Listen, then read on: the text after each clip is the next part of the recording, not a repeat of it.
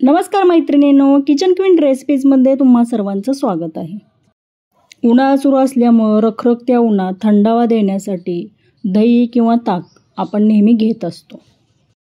उन्हाळ्याच्या दिवसामध्ये दुपारी काहीतरी थंड प्यायची इच्छा झाली तर अशा पद्धतीने लस्सी नक्की बनवून बघा। तुम्हाला जितक्या प्रमाणात लस्सी बनवायची आहे तितक्या प्रमाणात तुम्ही दही घ्यायचं आहे। इथे मी 1 वाटी दही घेणार आहे। साधारणतः 1.5 ग्लास त्यामध्ये लस्सी बनते। त्या प्रमाणात जितक्या प्रमाणात बनवायचे त्या प्रमाणात तुम्ही दही घेऊ शकता। हे दही घरी बनवलेलं दही आहे, म्हशीच्या दुधापासून बनवलेलं दही। दही पूर्णपणे थंड असलेलं दही घ्यायचं आणि त्यामध्ये 3 ते 4 आईस क्यूब्स घालायचे आहेत।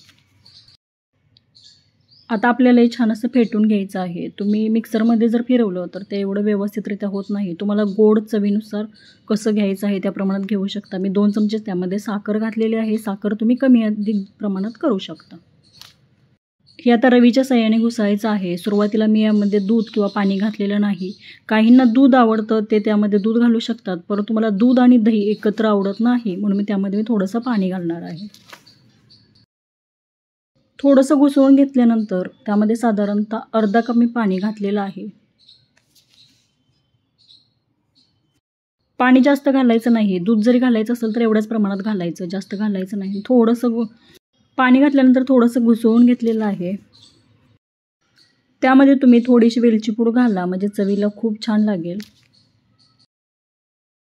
लस्सी आपली तयार आहे। घरीच दही लावून नक्की लस्सी बनवा, खूप छान बनते। तुम्ही ती पाहू शकता, छान अशी दाणेदार लस्सी तयार झालेली आहे। एका ग्लासमध्ये आपण काढून घेऊया।